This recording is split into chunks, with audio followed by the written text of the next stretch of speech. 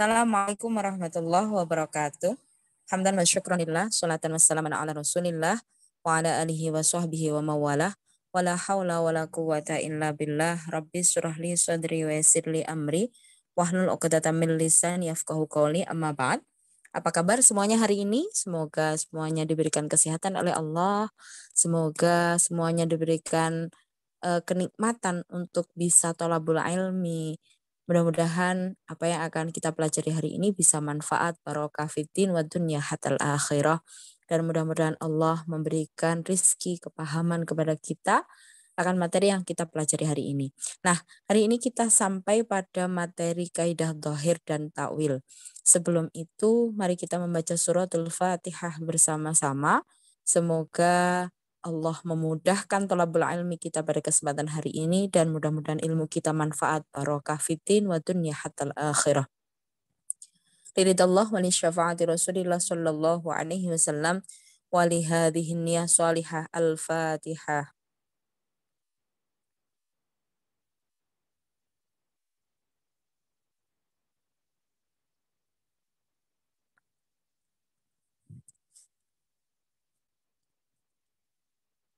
Baik, kita melanjutkan kaidah yang sebelumnya.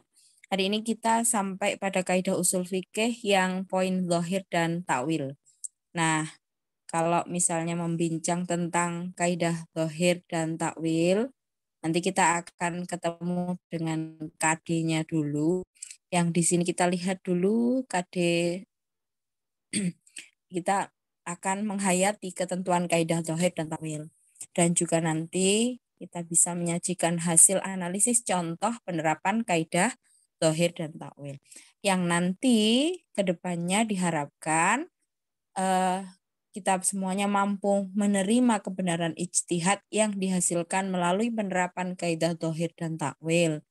Kemudian kita meyakini kebenaran ijtihad yang dihasilkan melalui penerapan kaidah zahir dan takwil. Kita nanti bisa menjalankan sikap tanggung jawab dan patuh terhadap ketentuan hukum Islam sebagai implementasi dari pemahaman tentang kaidah zahir dan takwil. Dan nantinya kita nanti bisa membedakan ketentuan kaidah zahir dan takwil. Kemudian mengorganisir ketentuan kaidah zahir dan takwil sendiri dan juga menemukan makna tersirat dari kaidah zahir dan takwil. Yang pada akhirnya kita nanti mampu mengidentifikasi hasil analisis contoh penerapan kaidah zahir dan takwil dalam menentukan hukum suatu kasus yang terjadi di masyarakat. Yang selanjutnya nanti kita bisa mempresentasikan hasil analisis contoh penerapan kaidah zahir dan takwil dalam menentukan hukum kasus yang terjadi di masyarakat. Nah, berkaitan dengan peta konsep dari materi hari ini, jadi kaidah usul fikih kita ketemu dengan kaidah zahir dan juga takwil, yang nanti kita akan belajar tentang pengertian zahir itu apa, contohnya zahir kayak apa gitu. Selanjutnya dari takwilnya sendiri, nanti pengertian takwilnya apa, masalah-masalah yang dapat menerima takwil itu yang seperti apa, dan juga syarat-syaratnya takwil. Nanti kita akan belajar juga contoh-contohnya seperti apa gitu. Nah, usul fikih ini kan merupakan sarana atau metode untuk menggali hukum yang terkandung di dalam Al-Quran dan hadis. Agar dapat apa? Agar dapat dengan mudah dipahami oleh umat Islam. Oleh karena itu, ulama usul fikih ini kan menciptakan kaidah-kaidah kebahasaan yang terkenal dengan istilah kaidah usul fikih yang kita mulai pelajari dari bab awal di semester ini tentang kaidah amar dan nahi dan yang lainnya gitu ya. Nah, ini fungsinya apa? Ya untuk memudahkan memahami pesan hukum yang terkandung dalam Al-Quran maupun hadis. Nah, kita hari ini sampai pada kaidah zahir dan takwil. Nah, untuk lebih jelasnya, mari kita bahas bersama-sama tentang kaidah zahir dan takwil. Jadi, kita mulai dari kita menganalisis kaidah zahir terlebih dahulu. Nah, kita mencoba membuka dari pengertian zahir. Zahir itu apa sih?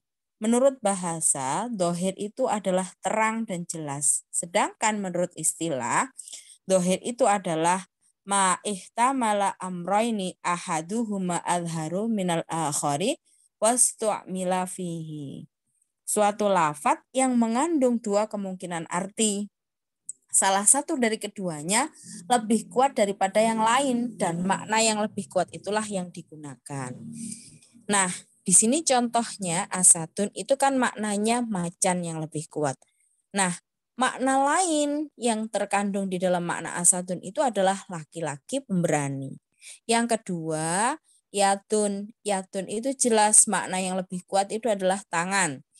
Dan makna yang lemahnya itu adalah kekuasaan. Nah, jika dari kedua ini ya, misalnya asatun, yang dipakai maknanya yang ada di sana adalah laki-laki pemberani. Nah, jika yang digunakan makna yang lemah atau makna yang kedua, maka disebut dengan al-mu'awwal atau lafadz yang ditakwil. Jadi maknanya tidak jadi macan lagi tapi lelaki pemberani. Maknanya juga tidak tangan lagi, tetapi maknanya adalah kekuasaan. Artinya makna yang pertama itu ditakwil dengan makna yang kedua ini. Selanjutnya, contohnya kayak gini. Ra'aitu asadun fil masjidi. Aku melihat laki-laki pemberani di masjid. Nah, di sini asad ini, asadan ini maknanya tidak lagi sebagai macan. Nah, nanti kita bahas di bawah ini. Yang kedua, wassama abanaina habi aidin. Dan langit itu kami bangun dengan kekuasaan kami. Ini Allah ya. Nah, suatu lafaz dapat diarahkan pada makna yang lemah jika disertai dalil yang memperkuat makna tersebut, yaitu berupa qarinah lafdiyah atau qarinah akliyah. Seperti lafaz asadun, pada contoh tersebut itu kan diartikan laki-laki pemberani. Karena berdasarkan qarinah lafdiyah fil masjid itu ya macan mustahil kan berada di masjid kecuali kalau memang macannya ucul begitu ya. Jadi ya kalau yang berada di masjid itu kan ya memang anak laki-laki. Jadi yang memang nyambung dengan yang selanjutnya itu adalah asadnya itu adalah anak laki-laki. Sedangkan yang kedua, contoh biaitin yang dijadikan dalil untuk memalingkan dari makna aslinya yaitu qarinah akliyah. Karena menurut akal mustahil bagi Allah Subhanahu wa taala memiliki tangan-tangan seperti makhluk. Jangan dibayangin Allah itu kayak kita, punya tangan, punya kaki, punya apapun yang kita miliki. Itu mustahil banget. Jadi kalau memang sudah disebutkan dari sifat 20 mukhalafatul hawadisi bahwa Allah itu berbeda dengan makhluk kan begitu. Nah, kemudian lafadz biaidin ini diartikan makna majas, bukan lagi tangannya Allah, tetapi kekuasaan atau kekuatannya Allah. Seperti itu. Nah, selanjutnya kita ketemu dengan takwil. Kita analisis bareng-bareng kaidah takwilnya. Menurut bahasa, takwil itu apa? Takwil itu adalah tafsir atau penjelasan atau uraian. Sedangkan menurut istilah, takwil itu apa sih?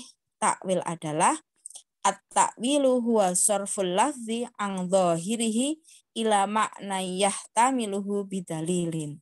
Takwil itu adalah memalingkan lafaz dari makna zahir atau makna jelasnya kepada yang mungkin baginya berdasarkan dalil. Nah, pada asalnya itu suatu lafaz tidak dipalingkan dari makna dohir.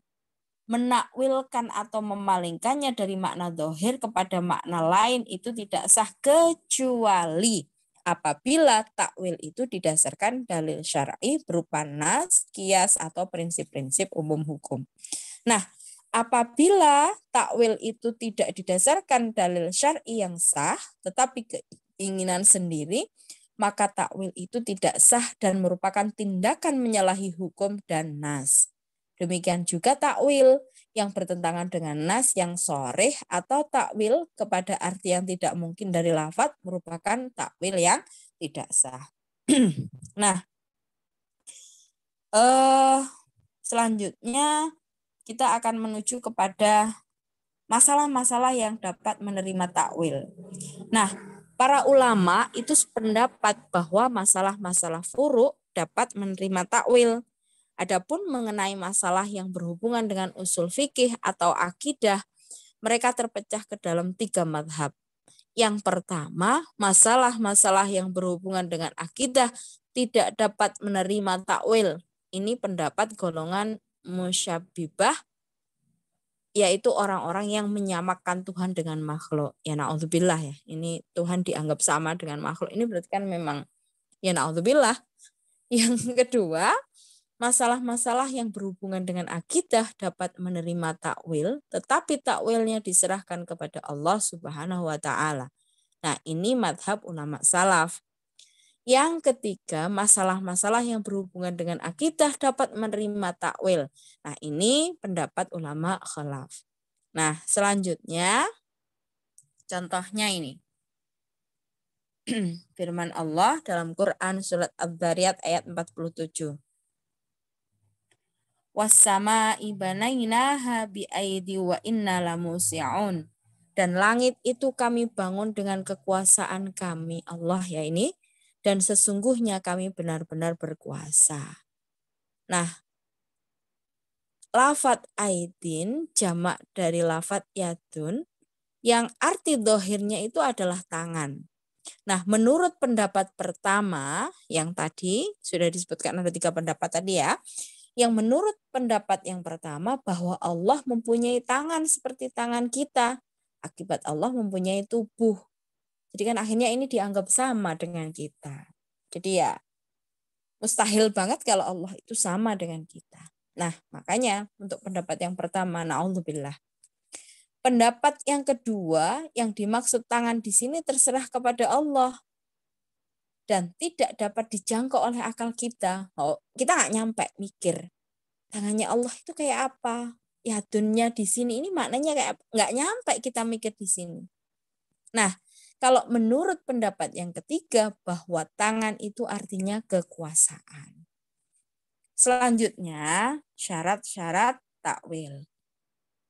Nah, kalau syaratnya takwil ini ada 3 poin ini, takwil harus sesuai dengan ketentuan bahasa atau kebiasaan pemakaiannya atau kebiasaan sahibus syar'i Allah Subhanahu wa taala dan rasulnya. Nah, takwil di luar ketentuan-ketentuan ini tidak sah.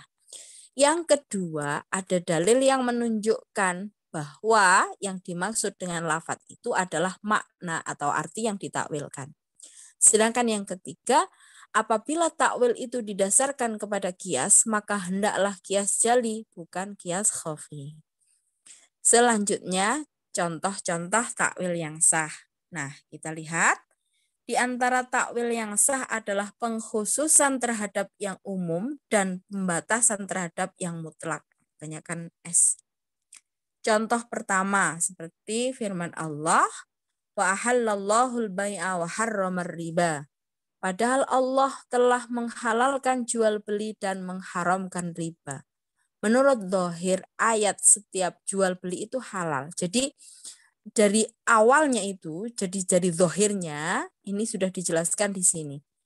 Allah telah menghalalkan jual beli. Nah, berarti dari kalimat lafaz ini ya, wa ahallallahu al-bai'a, al-bai' itu setiap jual beli itu halal. Jadi awalnya zahirnya itu halal. Nah, makna zahir ini ditakwilkan dengan hadis-hadis yang melarang ditakwil jual beli yang mengandung kecoh. Seseorang menjual sesuatu yang tidak dimilikinya dan menjual buah-buahan sebelum jelas matang. Jadi wa halallahul bai'anya ini akan bisa ditakwil kalau ada hadis yang memang melarangnya kayak begitu. Jadi nanti akan muncul di kemudian hari kalau awalnya bai' itu adalah halal, maka ini akan bisa ditakwil dengan larangan-larangan hadis, ya larangan-larangan yang muncul dalam hadis kayak begitu. Selanjutnya, contoh yang kedua, hurrimat alaikumul maitatu waddamu. Diharamkan bagimu memakan bangkai darah. Di Quran surat Al-Maidah ayat 3. Menurut zahir ayat ini menunjukkan bahwa memakan darah itu secara mutlak haram.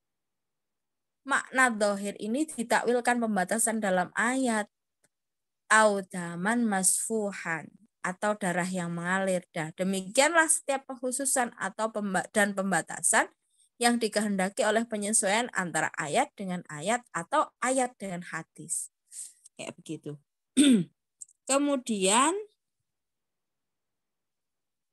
dari contoh-contoh ini ya ada sisi-sisi bahwa memang zahirnya ayat itu memang dipakai pada poin-poin atau kondisi tertentu, dan juga bisa jadi ayat itu, bisa jadi poin yang ada dalam ayat itu ditakwil dengan ayat yang lainnya atau ditakwil dengan hadis kayak begitu. Jadi nanti kita nanti diharapkan bisa refleksi dari pemahaman materi, kita nanti mencari contoh yang ada di lapangan seperti apa. Nah, apabila memang kita belajar kaidah usul fikih itu ya diantaranya ya kaidah zahir dan takwil ini ya kita sedang mempelajari metode para imam mujtahid dalam melakukan ijtihad. Nah, karena memang kaidah zahir dan takwil ini digunakan oleh para imam mujtahid dalam melakukan istimbat.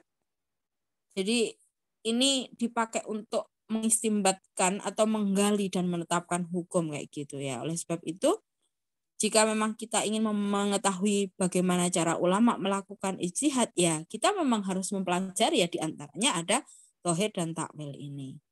Nah, mudah-mudahan Allah memberikan pemahaman kepada kita semuanya tentang kaidah zahir dan takwil ini. Mohon maaf atas segala kekhilafan dan mudah-mudahan kita bisa memahami apa yang kita pelajari hari ini. Allahul muwaffiq ila aqwamit thoriq. Assalamualaikum warahmatullahi wabarakatuh.